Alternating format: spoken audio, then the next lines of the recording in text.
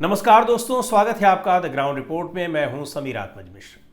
Iran और Israel के बीच चल रहे युद्ध में अमेरिका ने जिस तरह से एंट्री की और ईरान के परमाणु ठिकानों पर जबरदस्त हमला किया, उसके बाद ही ईरान ने चेतावनी दी थी कि अमेरिका को गंभीर परिणाम भुगतने होंगे। और अब इन हमलों के बाद ईरान को अमेरिकी ठिकानों पर हमले करने का एक तरीके से वैध अधिकार प्राप्त हो गया है, क्योंकि हमला पहले अमेरिका ने किया, बिल्कुल उसी तरह से जैसे इसराइल ने पहले हमला किया और उसके बाद जब रिटेलिएट किया ईरान ने तो ज़बरदस्त नुकसान हो रहा है इसराइल को। अब अमेरिकी सैन्य ठिकाने जो इराक में और कतर की राजधानी दोहा में स्थित हैं, वहाँ सोमवार देर रात ईरान की तरफ से भारी हमला हुआ है और कई मिसाइलें वहाँ पर दागी गई हैं, बिल्कुल उसी तरीके से जिस तरह से इसराइल के कई शहरों पर दागी गई हैं। ज़बरदस्त नुकसान की खबरें हैं, हालांकि अभी कितना नुकसान हुआ है ये बाहर निकल कर नहीं आया है, इसके बारे में कोई स्पष्ट जानकारी नहीं है। लेकिन जिस तरह से इन सैन्य ठिकानों के ऊपर लगातार काफ़ी देर तक मिसाइलें दगती रही, मिसाइलों के हमले जारी रहे, उससे ये साफ साबित हो गया है कि नुकसान ज़बरदस्त हुआ है। दूसरी ओर अमेरिका के राष्ट्रपति डोनाल्ड ट्रंप, जिसको इतनी बड़ी उपलब्धि बता रहे थे कि ईरान के परमाणु ठिकानों पर जो फोर्दो, नेतांज और इस्फहान में जो 3 परमाणु रिएक्टर्स थे, वहाँ पर उन्होंने हमले किए, पूरी तरह से उनको नष्ट कर दिया। लेकिन खबर ये आ रही है कि इन हमलों में परमाणु रिएक्टर्स को और जो एनरिच्ड यूरेनियम है, यानी वो यूरेनियम जो कि परमाणु बम बनाने के काम आता है या फिर वो उसका इस्तेमाल चाहे जिस भी काम में किया जाए, वो यूरेनियम पूरी तरह से सुरक्षित है, किसी तरह का नुकसान नहीं हुआ। और इस बात की पुष्टि की है अंतर्राष्ट्रीय परमाणु ऊर्जा एजेंसी ने। तो ये हमले एक तरीके से कहे जाएंगे कि नाकाम हुई है, क्योंकि जो उनका उद्देश्य था और जिसका वो दावा कर रहे थे वो पूरी तरीके से खारिज हो गया। लेकिन अब अमेरिका को अपने सैन्य ठिकानों पर ईरान के हमलों का सामना करना पड़ रहा है। दूसरी तरफ लगातार 10 दिनों से ईरान के हमले झेल रहा इसराइल अब समझौता करने के लिए दौड़ रहा है, समझौता करने की कोशिशों में लगा है। ईरान की यहाँ जाकर विभिन्न माध्यमों से सिफारिश कर रहा है कि ईरान अगर हमले रोक देगा तो इसराइल भी रोक देगा। ईरान की तरफ से ऐसी खबरें आ रही हैं, इसराइल के कई अखबारों में ये खबर छपी है कि इसराइल के सैन्य अधिकारियों की ओर से ईरान को ये संदेश भिजवाया गया है कि वो अगर हमले रोक दे तो इसराइल भी हमले रोक देगा। लेकिन शुरू में तो ईरान की तरफ से ये ज़रूर कहा गया कि हमला इसराइल ने शुरू किया है और वही रोकेगा, लेकिन अब ईरान की तरफ से कहा जा रहा है कि हमले की शुरुआत इसराइल और अमेरिका ने की है, इसका अंत करेगा ईरान। यानी उसने पूरी तरह से मना कर दिया है कि इसराइल के साथ उसका अब कोई शांति समझौता नहीं होने जा रहा है, शांति के कोई प्रयास नहीं होंगे। जिस तरह से उसके ठिकानों पर हमला किया गया इसराइल की ओर से, परमाणु ठिकानों पर, सैन्य ठिकानों पर कम से कम 17 बड़े परमाणु वैज्ञानिकों को मार डाला गया। अब ईरान इस हमले से पीछे हटने में दिलचस्पी नहीं दिखा रहा है। इसराइल बार बार ये अनुरोध कर रहा है, ऐसी खबरें आ रही हैं कि ईरान हमला रोक दे, लेकिन ईरान ने हमले रोकने से पूरी तरह से मना कर दिया है। यही नहीं, अब उसने अमेरिकी सैन्य ठिकानों को भी निशाना बनाना शुरू कर दिया है, जो खाड़ी के तमाम देशों में जगह जगह फैले हुए हैं। क्योंकि इन सब जगहों पर अमेरिका ने अपने सैन्य ठिकाने बनाए हैं। जिन देशों में उसने सत्ता परिवर्तन कराया, उन देशों में उसने अपने सैन्य ठिकाने बना लिए, ताकि उन जगहों से इन सारे देशों पर एक तरीके से नियंत्रण रखा जा सके, उनके राजनीतिक हस्तक्षेप किया जा सके और यहाँ किसी भी तरीके की अगर कुछ देशों को, खासकर इसराइल को सैन्य मदद की ज़रूरत हो तो तुरंत पहुँचाई जा सके। लेकिन अब अमेरिकी सैन्य मदद भी इसराइल की मदद करने में सक्षम नहीं दिखाई पड़ रही है, क्योंकि जिस तरह से 10 दिन से लगातार ईरान की बैलिस्टिक मिसाइल्स और उसके बाद फिर सुपरसोनिक मिसाइल्स का सामना करना पड़ रहा है इसराइल को, उसका जो एयर डोम सिस्टम है पूरी तरीके से नाकाम हो गया है, डिफेंस सिस्टम उसका जो है पूरी तरीके से नाकाम हो गया है। शुरू में तो इसराइल ने दावा किया कि जो बैलिस्टिक मिसाइलों के हमले हो रहे हैं ईरान की तरफ से, उनसे कोई खास नुकसान नहीं हुआ है, लेकिन जो तस्वीरें आई बाद में उनसे पता लगा कि इसराइल के तेल अवीव और हाइफा शहर किस तरीके से नष्ट होते दिखाई पड़ रहे हैं। कई सैन्य ठिकाने उसके नष्ट हो गए, गृह मंत्रालय की इमारत पर हमला हुआ, उसके अलावा डिफेंस मिनिस्ट्री के मुख्यालय पर हमला हुआ, दूसरे कई सैन्य ठिकाने हैं जहां पर हमला हुआ और इन हमलों में ज़बरदस्त नुकसान उठाना पड़ा है इसराइल को।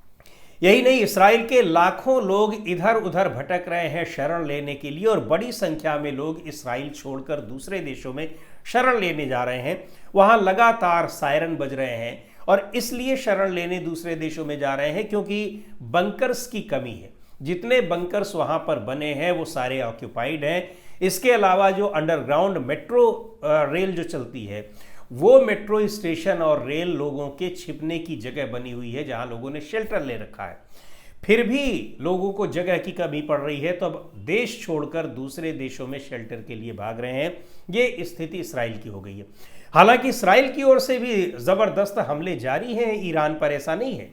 तेहरान पर फिर हमला हुआ, उसके 6 एयर बेसिस को निशाना बनाया गया, लेकिन इन हमलों का जिस तरीके से ईरान की ओर से जवाब दिया गया उसकी उम्मीद न तो इसराइल को रही होगी और न ही अमेरिका को रही होगी। और अब अमेरिका के ऊपर भी सीधे तौर पर ईरान ने हमले शुरू कर दिए हैं। दूसरी ओर ये भी जो बताया गया, डोनाल्ड ट्रंप की ओर से ये दावा किया गया कि इसराइल के जो ईरान के परमाणु ठिकाने हैं उनको नष्ट कर दिया गया, लेकिन उनके नष्ट होने की कोई सूचना नहीं आई है। वहां पर हमले जरूर हुए हैं, इस बात की पुष्टि ईरान ने भी की है, लेकिन इनसे उसका जो यूरेनियम है, संवर्धित यूरेनियम, वो उसका कोई नुकसान नहीं पहुंचा है, कहीं रेडिएशन की खबर नहीं है। खुद अंतर्राष्ट्रीय परमाणु ऊर्जा एजेंसी ने इस बात की पुष्टि की है। और जो संवर्धित यूरेनियम था, ईरान का कहना है कि उसको हमले की आशंका पहले से थी, इसलिए उसको हटाकर कहीं सुरक्षित स्थान पर पहुंचा दिया गया और उस स्थान को जानने में, पहचानने में इसराइल की खुफिया एजेंसियां नाकाम रहीं, अमेरिका की खुफिया एजेंसियां नाकाम रहीं। उनको पता ही नहीं चल पाया कि कहाँ संवर्धित यूरेनियम रखा हुआ है। और ये जो ठिकाने थे जहाँ पर ये यूरेनियम संवर्धन का काम हो रहा था, यहाँ पर उन्होंने हमले किए, लेकिन जिस तरीके से अमेरिका का दावा है कि करीब 80 मीटर नीचे जाकर जहाँ पर ये संयंत्र काम कर रहे थे वहाँ उसने हमले किए हैं, ब्लास्ट किए हैं, बंकर ब्लास्टर जो है उससे हमले किए गए हैं, B2 बम जिसको कहा जाता है, लेकिन उनके नुकसान की खबर नहीं है। अगर होता नुकसान तो निश्चित तौर पर रेडिएशन की खबरें आती। तो खैर, इस बात की पुष्टि अब हो गई है कि अमेरिका का जो दावा है वो दावा खोखला है और जिसको कहा जा रहा है कि ये बहुत नुकसान हो गया, उससे कोई बहुत खास नुकसान नहीं हुआ है। दूसरी ओर अमेरिका में जिस तरह से वो ईरान के खिलाफ युद्ध में उतर गया है, डोनाल्ड ट्रंप के खिलाफ वहाँ पर ज़बरदस्त माहौल बन रहा है। न सिर्फ डेमोक्रेटिक पार्टी के सदस्य, आम लोग, बल्कि अब रिपब्लिकन पार्टी के सदस्य यानी डोनाल्ड ट्रंप की अपनी पार्टी के ही सांसद उनके विरोध में आ गए हैं। विरोध की वजह यह है कि ईरान पर हमले का फैसला डोनाल्ड ट्रंप ने अकेले ही ले लिया, अब जैसा कि कहा जा रहा है। यहां तक कि वाइस प्रेसिडेंट JD वेंस भी इस हमले के खिलाफ थे।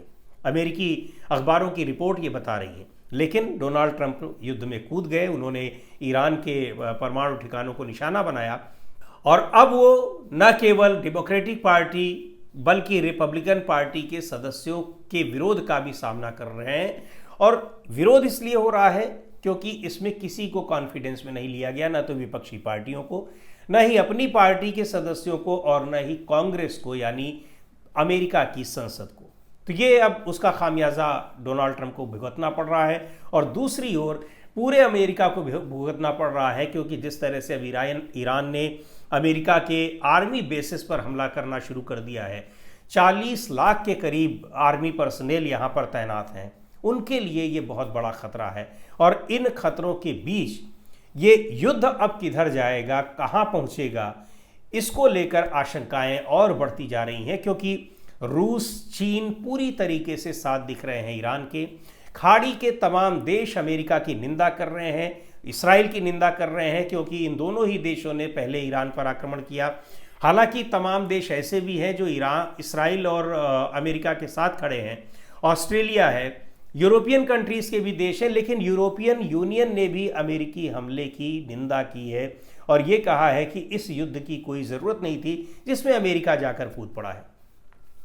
तो ये युद्ध अब बड़ी खतरनाक दिशा में जाता हुआ दिखाई पड़ रहा है। और दूसरी ओर जिस तरह से इजराइल की तरफ से ईरान से अब प्रार्थना की जा रही है कि वो युद्ध रोक दे, उससे मांग की जा रही है कि युद्ध रोक दे, उसको देखते हुए ये भी साफ पता चल रहा है कि इस्राइल की सैन्य क्षमता को कितना नुकसान हुआ है और वास्तव में उसकी सैन्य क्षमता कितनी मजबूत थी ये भी दिख रहा है, क्योंकि उसको जिस तरह से हाइप क्रिएट किया गया था वो स्थितियां नहीं दिखाई पड़ रही हैं। और अभी पिछले दिनों वॉल स्ट्रीट जर्नल की एक रिपोर्ट आई थी, जो अमेरिका का बहुत ही प्रतिष्ठित अखबार है, उसका ये कहना था, उसने इस्राइली डिफेंस फोर्सेस के IDF के तमाम अधिकारियों से बात करके ये रिपोर्ट छापी थी, जिसमें कहा गया था कि मुश्किल से 2 हफ्ते तक इस्राइल का डिफेंस सिस्टम काम कर सकता है। जिस तरह से ईरान के हमले हो रहे हैं उसके बाद उसकी क्षमता पूरी तरह से ख़त्म हो जाएगी, क्योंकि जितने इक्विपमेंट्स होते हैं डिफेंस सिस्टम में काम करने वाले, वो उपकरण अब समाप्ति की ओर बढ़ रहे हैं। तो इस्राइल की स्थिति ये हो गई और इसीलिए वो अपील कर रहा है कि ईरान युद्ध रोक दे, तब वो भी रोक देगा। लेकिन ईरान की तरफ से कहा जा रहा है कि पहले हमने नहीं शुरू किया, शुरू इस्राइल ने किया और अमेरिका ने किया, अब खत्म ईरान करेगा, ये वहाँ से कहा जा रहा है। और लगातार इस्राइल के खिलाफ हमले और अब अमेरिका के खिलाफ जिस तरह से मिसाइल के हमले हो रहे हैं ईरान की तरफ से, उसको देखते हुए ये साफ लग रहा है कि ये युद्ध जल्दी खत्म होने वाला नहीं है। हालांकि युद्ध जल्दी खत्म हो ये सबके लिए फ़ायदेमंद है, न सिर्फ उन देशों के लिए जो इस युद्ध में भिड़े हुए हैं, बल्कि पूरी दुनिया के लिए और पूरी मानवता के लिए। लेकिन ऐसा होता दिख नहीं रहा है।